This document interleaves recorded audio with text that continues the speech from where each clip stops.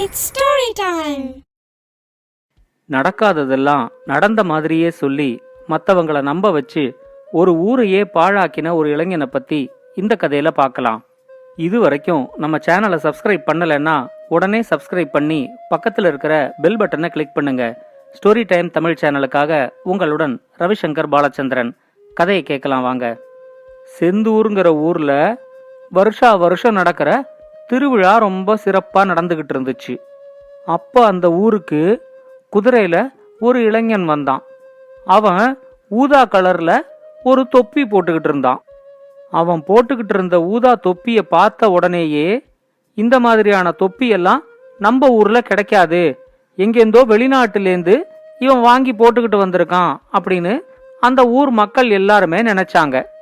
அந்த ஊர் மக்கள் கிட்ட அந்த இளைஞன் சொன்னா, நான் இந்த உலகத்தையே சுத்தி வந்துகிட்டு இருக்கிறேன், நான் பார்க்காத நாடுகளோ அதுல இருக்கிற இடங்களோ இல்லவே இல்லை, எல்லா நாட்டையும் பார்த்தாச்சு, எல்லா ஊரையும் பார்த்தாச்சு, அப்படியே உங்க நாட்டுக்கும் வந்து இந்த ஊரை பார்த்தேன், இந்த ஊர்ல கொஞ்ச நாள் தங்கி இருக்கலாம் அப்படிங்கிற முடிவுல இருக்கேன் அப்படின்னு சொன்னான். அவன் அப்படி சொன்னதை கேட்டதும் அந்த ஊர் இளைஞர்களுக்கெல்லாம் ரொம்ப ஆர்வம் அதிகமாயிடுச்சு. அதுல ஒரு இளைஞன் அவங்கிட்ட கேட்டான், நீங்க சீன தேசத்துக்கு போயிருக்கீங்களா? அங்க இருக்கிற அரண்மனைக்கு போயிருக்கீங்களா? அந்த அரண்மனையில இருக்கிற பூந்தோட்டத்தை பத்தி எல்லாரும் அவ்வளோ புகழ்ந்து சொல்றாங்களே, அந்த பூந்தோட்டத்தை நீங்க பாத்திருக்கீங்களா அப்படின்னு கேட்டான்.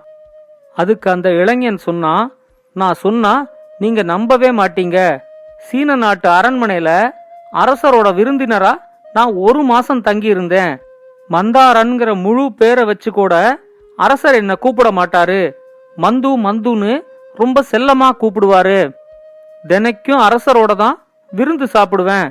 அத மாதிரியான ஒரு அரண்மனைய நான் உலகத்துல வேற எந்த இடத்துலயும் பார்த்ததில்ல. அவ்வளவு அழகா இருக்கும் அந்த அரண்மனை. அந்த அரண்மனையோட சுவர்ல எல்லாம் கூட முத்துக்களும் மாணிக்கங்களும் பவழங்களும் பதிச்சு வச்சிருப்பாங்க. தினைக்கும் அந்த அரண்மனையோட பூந்தோட்டத்துல தான் நான் பொழுத போக்கினேன். அங்க போனா நேரம் போறதே தெரியாது, எல்லா வகையான பூக்களையும் அங்க பார்க்க முடியும். அங்க பூத்திருந்த ஒரு ரோஜா பூ மட்டும் ஒரு யானையோட தலையை விட பெருசா இருந்துச்சு. நான் தங்கி இருந்த 1 மாசத்துல அந்த பூ செடியிலேயே தான் இருந்துச்சு, வாடவே இல்ல. பாம்பு படம் எடுக்கிற மாதிரி ஒரு பூ, மயிலோட தோகை மாதிரி பல வண்ணங்கள்ல ஒரு பூ, இத மாதிரி அந்த பூந்தோட்டம் முழுக்க விதவிதமா அவ்வளோ பூக்கள் இருந்துச்சு.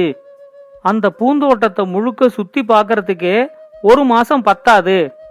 அந்த அரசர் என்கிட்ட இன்னும் கொஞ்ச நாள் அந்த அரண்மனையில தங்கி இருந்து பூந்தோட்டத்தை முழுக்க பார்த்துட்டு போங்க அப்படின்னு தான் சொன்னாரு. ஆனா அரசரோட அன்புக்கு கட்டுப்பட்டு அங்கேயே நான் இருந்தா மற்ற நாடுகளெல்லாம் எப்ப பாக்குறது, அதனால நான் அவர்கிட்ட முடியவே முடியாது அப்படின்னு சொல்லிட்டேன். அவர்கிட்டேந்து விடை பெற்றுக்கிட்டு அந்த நாட்டிலேந்து நான் கிளம்பும் போது அரசர் அவரோட அன்பு பரிசா அந்த யானத்தலை அளவு இருக்கிற ரோஜா பூவை பறிச்சு என்கிட்ட கொடுத்தாரு. அந்த பூவை என்னால தூக்க கூட முடியல, அவ்வளவு எடையோட இருந்துச்சு அந்த பூ. நான் அந்த நாட்டிலேந்து கிளம்பி வேற ஒரு நாட்டுக்கு நடந்து போய்கிட்டு இருந்தேன். செடியிலேந்து பறிச்சதுக்கு அப்புறம் கூட அந்த பூ வாடவே இல்ல. நான் அந்த நாட்டுக்கு போற வழியில தான் ஒருத்தன் குதிரையில வந்தான். அவனுக்கு என் கையில இருக்கிற பூவை பார்த்த உடனே வியப்பு தாங்கவே இல்ல. அவன் என்கிட்ட, நான் என்னோட குதிரையையும் நான் வச்சிருக்கிற தொப்பியும் உங்களுக்கு தரேன், அதுக்கு பதிலா இந்த பூ எனக்கு தர முடியுமா அப்படின்னு ரொம்ப பணிவா கேட்டான். அவனோட பணிவு எனக்கு ரொம்ப பிடிச்சிருந்துச்சு. சரி போனா போகுது, இந்த பூவை வச்சுக்கிட்டு நாம தான் என்ன பண்ண போறோம் அப்படின்ட்டு அந்த பூவை நான் அவனுக்கு அன்பளிப்பா கொடுத்தேன்.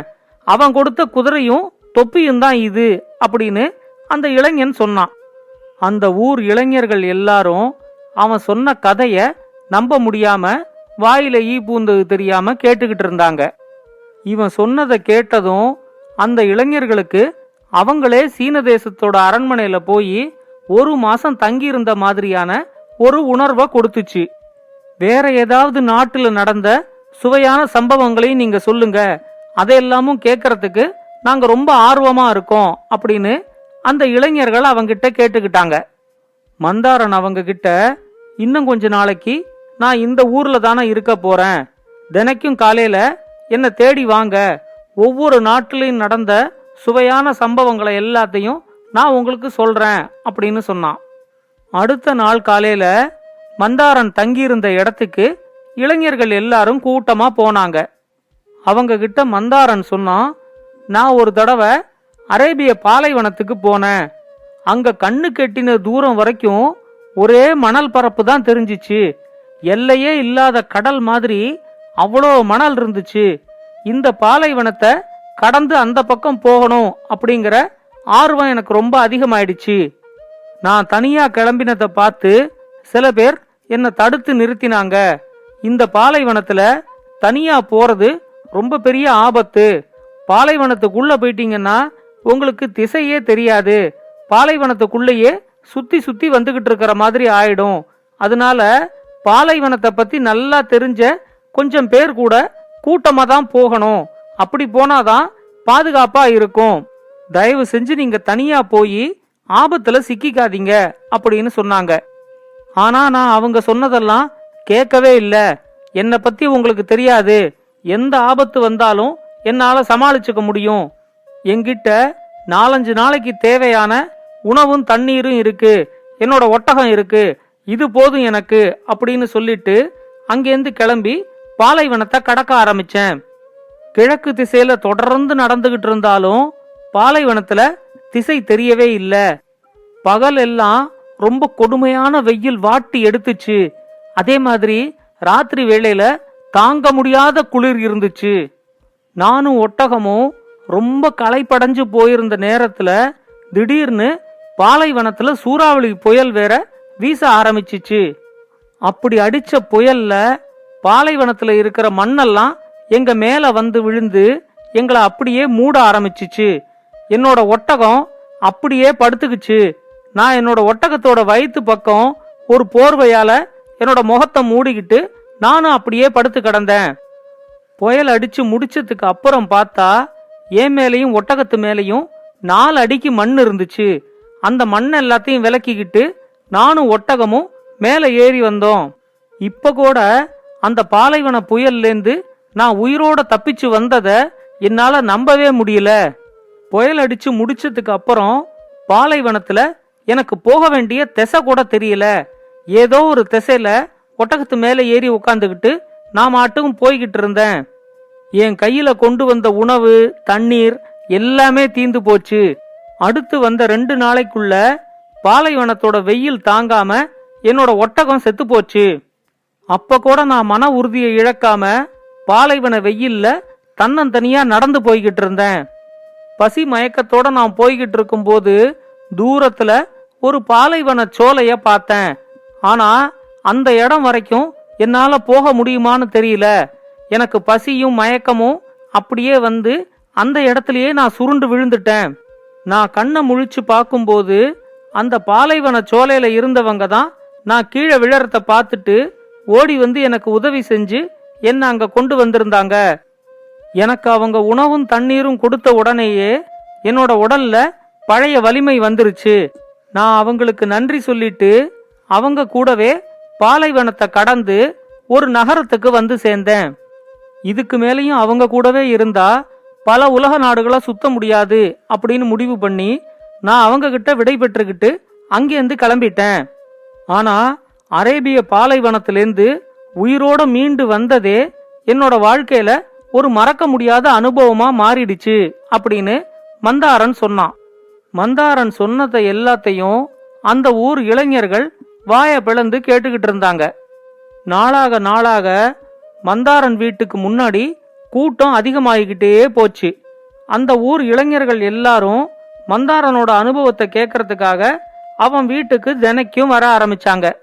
மந்தாரனும் ஒவ்வொரு நாளைக்கு ஒவ்வொரு அனுபவம் அப்படிங்கிற மாதிரி புதுசு புதுசா ஏதாவது சொல்லிக்கிட்டே இருந்தான். அந்த ஊர்ல இருந்த சிவசாமிங்கிற இளைஞனுக்கு மந்தாரன் பின்னாடி இப்படி எல்லா இளைஞர்களும் வேலை வெட்டியெல்லாம் மறந்து அவன் சொல்ற கதையெல்லாம் கேட்டுக்கிட்டு பொழுத போக்குறது கொஞ்சம் கூட பிடிக்கவே இல்லை. இதை இப்படியே விட்டா நம்ம ஊர் இளைஞர்கள் எல்லாருமே உழைச்சு சாப்பிட்றத மறந்து போய் பொழுதுபோக்குக்கு முக்கியத்துவம் கொடுத்து இத மாதிரி ஏதாவது ஒரு கதையை கேட்டுக்கிட்டு அத உண்மைன்னு நம்பி அவன் பின்னாடி சுத்திக்கிட்டு இருப்பாங்க அப்படிங்கிற முடிவுக்கு சிவசாமி வந்தான். மந்தாரன் சொல்றது எல்லாமே பொய்ங்கிறத அந்த இளைஞர்கள் புரிஞ்சுக்கிட்டா மட்டும்தான் அவங்க செய்யற தப்ப அவங்க உணர்ந்துக்குவாங்க அப்படின்னு சிவசாமி யோசிச்சான். அடுத்த நாள் மந்தாரன் சொல்ற கதையெல்லாம் கேட்கறதுக்காக இளைஞர்களோட சிவசாமியும் சேர்ந்து மந்தாரன் வீட்டுக்கு போனான். அன்னிக்கு மந்தாரன் அந்த இளைஞர்களுக்கு எல்லாருக்கும் ஒரு புலி கதைய சொல்லிக்கிட்டு இருந்தான். நான் ஒரு தடவை ஆப்பிரிக்கால இருக்கிற ஒரு பெரிய காட்டுக்கு போனேன். அத மாதிரியான ஒரு அடர்ந்த காட்டை நீங்கள்லாம் பார்த்திருக்கவே மாட்டீங்க. ஒவ்வொரு மரமும் வான அளவுக்கு ஒசந்திருந்துச்சு. அந்த காடு முழுக்கவே ஒரே இருட்டு தான். இத்தனைக்கும் மத்தியானம் 12 மணி. அந்த வெயில்ல ஒரு துளி கூட அந்த காட்டுக்குள்ள விழாத அளவுக்கு அந்த காடு அவ்வளவு அடர்த்தியா இருந்துச்சு. அந்த காட்டுக்குள்ள நான் தனி ஆளா வேடிக்கை பார்த்துக்கிட்டு சுத்திக்கிட்டு இருந்தேன். அப்பதான் திடீர்னு ஒரு பெரிய புலியோட உருமல் கேட்டுச்சு. உருமல் வந்த திசைய பார்த்த உடனே அங்க 16 அடிக்கு ஒரு வேங்கை புலி நின்னுகிட்டு இருந்துச்சு. எனக்கு பயத்துல கைகாலெல்லாம் நடுங்க ஆரம்பிச்சிருச்சு. ஆனாலும் என்னோட தைரியத்தை விடாம அந்த புலிகிட்டேந்து தப்பிச்சு நான் ஓட ஆரம்பிச்சேன். அந்த புலியும் விடாம என்ன துரத்திக்கிட்டு வந்துகிட்டே இருந்துச்சு. எவ்வளோ நேரம் அப்படி ஓடினேங்கிறதே தெரியல. அந்த காட்டு பகுதியெல்லாம் முடிஞ்சு போய் மலைப்பகுதி ஆரம்பிச்சிருந்துச்சு. நான் புலிய விட வேகமா ஓடினாலும் புலியும் என்ன விடாம துரத்திக்கிட்டே வந்துச்சு. எனக்கு வேற வழியே இல்லாம அந்த மலை மேல ஏற ஆரம்பிச்சேன். புலியும் என்ன தொடர்ந்து மலை மேல ஏறி வர ஆரம்பிச்சிச்சு. அந்த மலையோட உச்சியையும் அடைஞ்சதுக்கு அப்புறமா எங்க போகிறதுன்னே எனக்கு தெரியல. புலிக்கும் எனக்கும் நடுவுல இருக்கிற இடைவெளி குறைஞ்சுகிட்டே வந்துச்சு. மலையோட இன்னொரு பக்கம் ஒரு பெரிய பள்ளம் இருந்துச்சு. அந்த பள்ளத்துல மட்டும் நான் இன்னைக்கு விழுந்திருந்தேன்னா என்னோட எலும்பு கூட கிடைச்சிருக்காது அப்படின்னு சொன்னான். உடனே இளைஞர்கள் எல்லாரும் அந்த புலிகிட்டேந்து நீங்க அப்புறம் எப்படிதான் தப்பிச்சீங்க அப்படின்னு ரொம்ப ஆர்வமா கேட்டாங்க. அதுக்கு மந்தாரன் சொன்னா, அந்த மலையோட உச்சியிலேந்து நான் பார்க்கும்போது பக்கத்துல இன்னொரு மலையோட உச்சி எனக்கு தெரிஞ்சிச்சு. இந்த மலையோட உச்சிக்கும் அந்த மலையோட உச்சிக்கும் கிட்டத்தட்ட 100 அடி இருக்கும். நான் முடிவு பண்ணிட்டேன், ஒரே தாவுல இந்த மலை உச்சியிலேந்து அந்த மலை உச்சிக்கு தாவினேன். அந்த மலை உச்சியில வந்து குதிச்ச அப்புறம்தான் புலிகிட்டேந்து தப்பிச்சிட்டோம் அப்படிங்கிற நம்பிக்கையே எனக்கு வந்துச்சு. அந்த புலி மலை உச்சிக்கு வந்து என்ன அங்க தேடி பார்த்தப்போ நான் இன்னொரு மலை உச்சியில இருக்கிறத அது பார்த்துருச்சு. நம்மால அவ்வளவு தூரம் தாவ முடியாது அப்படிங்கிற ஏமாற்றத்தோட அந்த புலி திரும்ப போயிடுச்சு அப்படின்னு சொன்னான். உடனே சிவசாமி மந்தாரன் கிட்ட, நீங்க ஒரே தாவுல 100 அடியா தாவினீங்க, நம்புற மாதிரியே இல்லையே அப்படின்னு கேட்டான். சிவசாமி அப்படி கேட்டதும் மந்தாரனுக்கு ரொம்ப கோபம் வந்துருச்சு. உங்களை நம்ப வைக்க நான் என்ன செய்யணும்னு சொல்லுங்க, உங்க கண் எதிரிலேயே அதை செஞ்சு காட்டுறேன், அப்பயாவது நான் சொல்றதெல்லாம் நீங்க நம்புங்க அப்படின்னு ரொம்ப சத்தமா சிவசாமி கிட்ட சொன்னான். உடனே சிவசாமி சொன்னா, 100 அடியெல்லாம் வேண்டாங்க, எங்க ஊர்ல ஒரு வாய்க்கால் ஓடுது, அந்த வாய்க்காலோட அகலம் 20 அடி தான். நீங்க அந்த வாய்க்காலோட இந்த கரையில இருந்து அந்த கரைக்கு தாண்டி காமிச்சீங்கன்னா போதும் அப்படின்னு சொன்னான். உடனே அங்க இருந்த இளைஞர்களும் மந்தாரன் கிட்ட, எங்களுக்காக நீங்க அந்த வாய்க்கால ஒரு தடவை தாண்டி காட்டுங்க அப்படின்னு ரொம்ப ஆர்வமா கேட்டுக்கிட்டாங்க. மந்தாரனால அந்த 20 அடி வாய்க்கால கண்டிப்பா தாண்ட முடியும் அப்படின்னு அவங்க எல்லாருமே நம்பினாங்க. அப்ப மந்தாரன் அவங்க கிட்ட சொன்னா, நாளைக்கு உங்க யாருக்கும் கதை வேண்டாம், நாளைக்கு காலையில நான் நேரடியா வாய்க்காலுக்கு வந்துடுறேன், நீங்க எல்லாரும் அந்த வாய்க்கால் இருக்கிற இடத்துக்கு வந்துருங்க, உங்க கண்ணு முன்னாடியே அந்த 20 அடி வாய்க்கால நான் ஒரே தாண்டுல தாண்டி காட்டுறேன் அப்படின்னு சொன்னான். அடுத்த நாள் காலையில அந்த ஊர்ல இருந்த இளைஞர்கள் எல்லாரும் சிவசாமியோட அந்த வாய்க்கால் கரைக்கு வந்து அங்க மந்தாரனுக்காக காத்துக்கிட்டு இருந்தாங்க. அந்த ஊர் மக்கள் எல்லாரும் கூட மந்தாரன் வாய்க்கால தாண்டறத பாக்கிறதுக்காக அங்க வந்து காத்துக்கிட்டு இருந்தாங்க. ஆனா ரொம்ப நேரம் ஆயும் மந்தாரன் அங்க வரவே இல்லை. உடனே அந்த இளைஞர்கள் எல்லாரும், அவர் உங்ககிட்ட சவால் விட்டதையே மறந்து போய் நமக்கெல்லாம் கதை சொல்றதுக்காக வீட்டுல காத்துக்கிட்டு இருப்பாரு, நாங்க போய் அவரை கூட்டிக்கிட்டு வரோம் அப்படின்னு சொல்லி அங்கேருந்து கிளம்பினாங்க. அப்போ சிவசாமி சொன்னா, அவன் சொல்றது எல்லாமே பொய்ங்கிறத உங்களுக்கெல்லாம் நான் நிரூபிக்கிறதுக்காகத்தான் அவனை இந்த வாய்க்கால் கரையை தாண்ட சொன்னேன். இங்க வந்தா அவன் சொன்ன பொய்யெல்லாம் எல்லாருக்கும் தெரிஞ்சிருங்கிறதுனால அவன் வரமாட்டான். அவன் இந்நேரத்துக்கு இந்த ஊரை விட்டே ஓடி போயிருப்பான். நீங்க போய் பார்த்துட்டு வாங்க, நான் இங்கேயே இருக்கேன் அப்படின்னு சொன்னான். அந்த இளைஞர்கள் போய் பார்த்தப்போ மந்தாரன் அந்த வீட்டுல இல்ல, ஊரை விட்டு ஓடி போயிருந்தான். அப்பதான் இளைஞர்களுக்கும் இத்தனை நாளைக்கு நாம உழைக்காம வெட்டி பொழுது போக்கி அவன் சொல்ற கதையெல்லாம் கேட்டுக்கிட்டு நாளை வீணாக்கிட்டோமே அப்படிங்கிற உண்மை தெரிஞ்சிச்சு. அன்னிக்கே இனிமே வெட்டி பொழுது போக்காம உழைக்கணுங்கிற முடிவுக்கு அந்த ஊர் இளைஞர்கள் எல்லாருமே வந்துட்டாங்க. பாழா போக இருந்த அந்த இளைஞர்களோட வாழ்க்கையை காப்பாத்தினதுக்காக அந்த ஊர் மக்கள் எல்லாருமே சிவசாமிக்கு நன்றி சொன்னாங்க. இந்த கதையை பத்தின உங்களோட கருத்துக்களை பின்னூட்டத்துல கமெண்ட்ஸா பதிவு பண்ணுங்க. இத மாதிரி இன்னும் பல நல்ல கதைகளை கேட்க ஸ்டோரி டைம் தமிழ் சேனலோட தொடர்புல இருங்க. நன்றி, வணக்கம். இந்த கதை உங்களுக்கு பிடிச்சிருந்தா லைக் பண்ணுங்க, கமெண்ட் பண்ணுங்க, ஷேர் பண்ணுங்க.